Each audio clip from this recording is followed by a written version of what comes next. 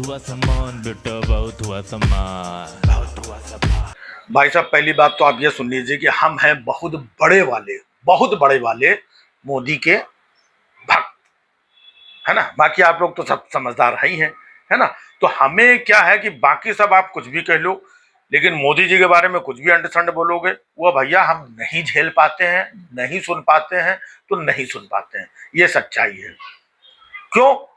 क्योंकि मोदी जी इतने महान हैं, देश की 140 करोड़ जनता के लिए दिन रात खपे रहते हैं, खुशे रहते हैं। हाँ, तो कंबल के अंदर घुस करके भी काम करते हैं वो। हाँ, 4 घंटे सोते नहीं है, उनको नींद नहीं आती, क्या करें, देश की चिंता में डूबे रहते हैं। और यहाँ पे विपक्षी लोग उनको पता नहीं क्या क्या बदनाम करते हैं। आज देखो मोदी जी ने देश की जनता के लिए कितना बड़ा काम किया। पूरी दुनिया में आज की डेट में किसी ने वो काम नहीं किया जो मोदी जी ने किया। हाँ, पेट्रोल और डीजल पे एक्साइज ड्यूटी कितना कितना कम कर दिया, कितना कम कर दिया। मतलब अब पेट्रोल डीजल हो जाएगा सस्ता। और भैया क्या चाहिए, क्या चाहिए बताओ। है, जिसको देखो मोदी जी के पीछे भैया वहां पेट्रोल पंप पे लाइन लगी है, और 4 दिन बाद क्या होगा, 10 दिन बाद क्या होगा। अब बताओ मोदी जी, बताओ मोदी जी, और ये है वो है? मोदी जी को आप क्या पूछो बताओ। है, मोदी जी को सब मालूम है। अब पेट्रोल सस्ता कर दिया, पेट्रोल से नहाओ धो, है ना, कुल्ला करो, हाथ पैर करो, मंजन करो, पेट्रोल से अपना जो है रगड़ डालो, एकदम सब सस्ता हो गया है? अरे चमचों, है, देशद्रोहियों, गद्दारों, अब जब सस्ता कर दिया है मोदी जी ने, तब निकल करके आओ घर के बाहर थाली कटोरा लेके, मोदी मोदी अब करो आकर के। है, अब नहीं करोगे जब तेल सस्ता कर दिया है। तो मोदी जी बहुत करते हैं, मोदी जी को सब कुछ मालूम है गुरु। मोदी जी को ऐसा कोई काम नहीं है जो ना आता हो। तो विरोधियों, विपक्षियों, तुम उनको सिखाने की कोशिश ना करो। जहां से सब ये खत्म हो जाता है वहां से वो शुरू होते हैं। 56 इंच का जो उनका सीना है ना, वो जो है 14 लाख के सूट के अंदर ऐसे ही छिपा के नहीं रखते हैं। वो उनके अंदर कुछ मतलब है, मतलब समझ गए। हाँ, भले वो प्रेस कॉन्फ्रेंस ना करते हो, इसीलिए नहीं करते हैं क्योंकि नालायकों को वो प्रेस कॉन्फ्रेंस करेंगे और यहाँ देशद्रोहियों को, गद्दारों को समझ में नहीं आएगा। लेकिन उन्हें आता सब है। पूरी दुनिया घूम के बैठे हुए कहाँ कहाँ कैसे कैसे क्या करना, अब देखो हम बता रहे हैं आपको। समझिए इस बात से, है कि मोदी जी को तेल के बारे में एक एक चीज पता है। इतना किसी को नहीं पता होगा कि तेल का खेल क्या है ना। अब मोदी जी को ये पता है कि जो है हमारे यहाँ पढ़े लिखे लोग, एक से एक काबिल लोग तेल बेच रहे हैं। मोदी जी को ये पता है कि पुतिन से तेल खरीदना है। मोदी जी को ये पता है कि ट्रंप के तेल लगाना है। मोदी जी को ये पता है कि 140 करोड़ लोगों का तेल निचोड़ना है, निकालना है।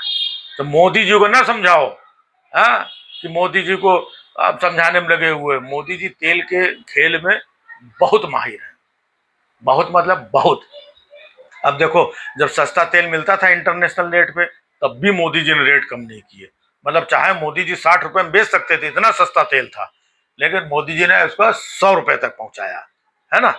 अब देखो तेल हो गया महंगा। तो मोदी जी के दिमाग को नहीं समझ, पहले इतने साल तक ये वो इधर उधर से अटोर बटोर के पूरा खजाना भर दिया। आज उन्होंने थोड़ा सा उसमें जो है ये कर दिया। संकट के समय देखो मोदी ने किया, जो संकट के समय काम आए, असली भगवान वही है। तो मोदी जी को लोग भगवान ऐसे ही नहीं मानते हैं। हाँ, और रही गैस वैस की बात है, तो गैस वैस भी देखो लोग मिल ही रही है। कुछ रेस्टोरेंट होटल हो, कुछ ये वो मतलब बंद हो गए तो ठीक है? होना भी चाहिए। हमेशा गैस की रोटी खाओगे तो पेट फूलेगा। और समझ लो, एक बाबा जी ने बोला था। हाँ, वो एक बाबा है, वो बड़े बड़े घुंघराले जब्बू बाल वाला, कहने लगा उससे गैस की रोटी खाने से ना आदमी आदमी नहीं रह जाता, वो ताकत नहीं रह जाती है। उस बाबा का एक्सपीरियंस था। तो सब लोग अपना अपना एक्सपीरियंस शेयर करते हैं, है ना। तो बाकी गैस की रोटी खाओगे तो इस तरीके की बातें होंगी। हमको तो लगता है मोदी जी गुरु गैस की रोटी नहीं खाते, वो चूल्हे की रोटी खाते हैं।